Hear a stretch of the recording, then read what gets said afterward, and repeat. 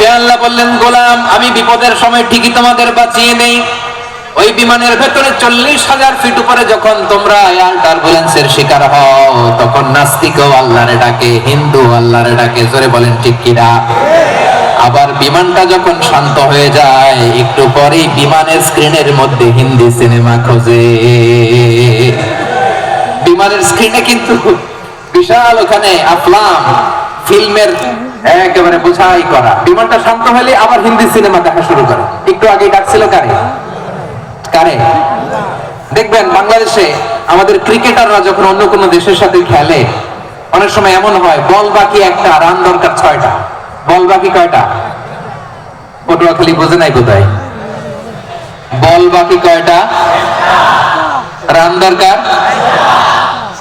আপনি দেখবেন ক্যামেরাম্যান তখন গ্যালারিতে খালি দেখায় দর্শকদের যে কি অস্থিরতা। হিপ হপ স্টাইলের মেয়েটা, যে মেয়েটার ওড়না এতক্ষণ ছিল গলায়, এতক্ষণ কই ছিল? ওই মেয়েটা দেখবেন ওড়নাটা টেনে মাথায় দিয়ে এরকম মুনাজাত করতেছে, আল্লাহ আল্লাহ, একটা সক্কা, আল্লাহ আল্লাহ, আমার লাল সবুজের পতাকারে তুমি অপমানিত কইরো না আল্লাহ। ইন্ডিয়ার সাথে আমাদের খেলা, আল্লাহ আল্লাহ, একটা ছক্কা, একটা একটা।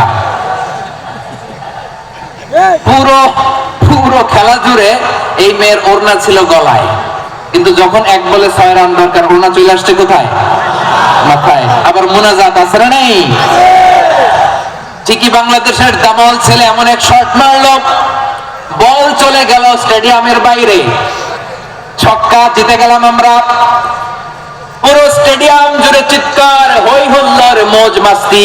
যেই মেয়েটা মাথার মধ্যে ওড়না দিয়ে এতক্ষণ সুবহানাল্লাহ সুবহানাল্লাহ বলে আল্লাহর কাছে দোয়া করেছে, ওই মেয়ে এখন আবার ওড়না ফেলে দিয়ে নাচা শুরু করে দিয়েছে।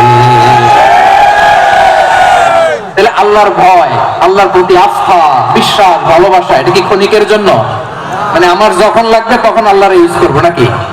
হ্যাঁ, বিপদে আপদে, সুখের সময় দুঃখের সময়, সচ্ছল অসচ্ছল অবস্থায় বিশ্বাসীরা ভরসা রাখে একজনের উপর। চিৎকার করে বলে পটুয়াখালী তিনি কে?